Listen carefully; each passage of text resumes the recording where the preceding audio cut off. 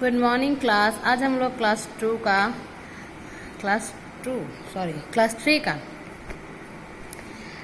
का chapter 8 the humans body उसके बारे में पढ़ रहे हैं। ठीक है, उसमें एक आपको बताया गया है कि जैसे our body is like a machine, it is a living machine, it can hear small taste and feel, it can also think move grow breathe and reproduce. यानी कि हमारा शरीर एक मशीन है जो कि मशीन का काम करता है, जिसके द्वारा हम लोग देखते हैं, सुनते हैं, स्वाद लेते हैं और महसूस करते हैं। इसके अलावा हम लोग सोचने का, चलने का, घूमने का, बढ़ने का, सांस लेने का, इसके अलावा एक नए जीव को जन्म देने का भी काम हमारा शरीर करता है।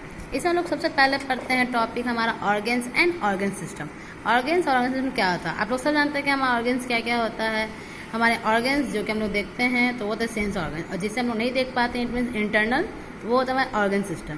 तो our body is made of cells, a cells a smallest unit building block of living thing. Our body is made of the million of cells that they differ in size, shape and function.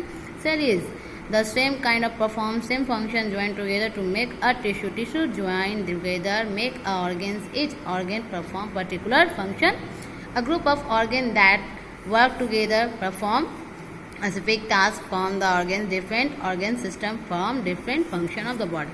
यहाँ जो हमारा शरीर है वो छोटे छोटे cell से मिलकर बना, और ये सेल एक साथ होते हैं तो वो एक ब्लॉक में बनकर मिलियन ऑफ सेल बन जाते हैं। और ये सेल जो होते हैं कि हमारे अलग अलग साइज़ के होते हैं, अलग अलग शेप में होते हैं, इसका काम भी अलग अलग होता है। और ये सेल जब एक साथ मिलकर परफॉर्म करते हैं तो ये एक टिश्यू का काम करता है, और ये टिश्यू आगे चलकर ज्वाइन होकर क्या बनते हैं? ऑर्गेन्स। और इन ऑर्गेन्स का ही काम होता है हमारे शरीर में अलग अलग तरीके के काम करना, जिसका अलग अलग स्पेसिफिक टास्क होता है। सबसे पहले हम लोग इसमें पढ़ते हैं स्केलेटन सिस्टम, यानी हमारे बॉडी का जो ढांचा जो देता है। तो our body is made of the 206 bone, this together make a skeleton system. This skeleton provides shape our body. Besides, it provides inner part from getting hurt. The skulls. तो हम लोग आए थे skeleton system में। Our body is made of the 206 bones. These bones together make a skeleton body. The skeleton provides shape our body. Besides, protect the inner body part from getting hurt. The skull protect the brains. The rib protect the heart and the lungs. The backbone hold up neck and head, and link all the bones of our body. Two or more bones join together at the joint. They allow us to the twist and bend body part. यानी जो हमारा skeleton system है 6 हड्डियों से मिलकर बना, और ये हड्डियाँ मिलकर हमारे बॉडी में स्केलेटन यानी कि कंकाल का ढांचा तैयार करती है। ये हमारी बॉडी को शेप यानी कि आकार देती है। इस आकार देने के साथ साथ ये हमारे बॉडी को सुरक्षा भी करते हैं। इंटरनल पार्ट जैसे कि हमारा जो स्कल है वो हमारे ब्रेन का प्रोटेक्ट करता है। उसके बाद हमारे जो रिब्स केस है ये हमारी यानी कि रिब्स केस का रिब्स के हमारे हार्ट और हमारी लंग्स का। उसका बैकबोन जो हमारे गर्दन को होल्ड करता है, हेड को संभालता और साथ में लिंक करता है, ज्वाइंट करता है। इसके अलावा 2 और 2 से ज़्यादा हड्डियाँ जो एक जगह मिलती है उसे हम लोग ज्वाइंट कहते हैं, जो कि बॉडी को मूव और ट्विस्ट करने में मदद करता है। तो ज्वाइंट हमारा देखिए यहाँ पर है लेग बोन्स, ये है ज्वाइंट हमारा, ये है बैक बोन्स, ये arm bones, ribs and skulls. Come to the next point, muscular bones. Muscular bones can carry muscles. Muscles make up the muscular bones. They are attached to bones to help in the movement of the body. Muscular contract, relax and help the body part to move. आप लोग muscular bones का देख रहे होंगे picture, ये है हमारा।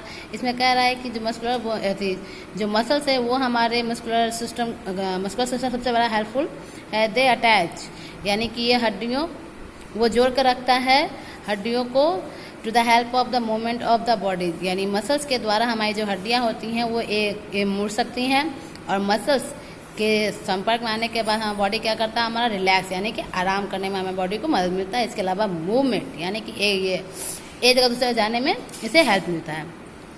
Digestion system यानी कि जो हमारा बॉडी में हम लोग जो खाना खाते हैं वो किस तरह से पचता है, और जो अनपचे पदार्थ है वो कैसे हमारे बॉडी से रिलीज होते हैं उसके बारे में।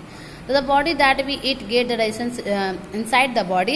Digestion is process in which the food change into the simple form so that it can be easily absorbed by the mouth, food pipe, stomach, small and large intestine and anus are the various organ involved. The digestion of the food form the digestion system. यानी यहाँ बोल रहा है कि हमारा जो खाना होता है वो सबसे पहले डाइजेशन सिस्टम जहाँ बॉडी के अंदर होता है उसमें जाकर खाने का प्रोसेस हमारा जो होता है जाना, पचना, उसके बाद निकलना, उसका रेस्पिरेशन करना। डाइजेशन जो कि एक प्रक्रिया है जिसके द्वारा हम लोग शुरू करते हैं, यानी कि फूड जो हमारा खाना होता है वो सिंपल फॉर्म में रहता है, जो कि हमारे मुंह के द्वारा हमारे मुंह में जाता है और वहाँ से होते हुए फूड पाइप के द्वारा स्टमक तक जाता है, स्मॉल इंटेस्टाइन, लार्ज इंटेस्टाइन जाके वो एन्यूज के द्वारा हमारे बॉडी से बाहर यानी रिलीज होता है। तो ये सारी प्रक्रिया को हम लोग कहते हैं डाइजेशन सिस्टम। तो the digestion of the food start in the mouth. When chew the food, it mixes with the saliva, becomes soft. It then passes through the food pipe and enter the stomach. The food mixes with the digestion juice with the help of digestion of the food. Then the food goes into the small intestine, where the intestine food is taken in by the food and supply other part of the body, and the undigested food goes to the large intestine. It is throughout the body through the anus.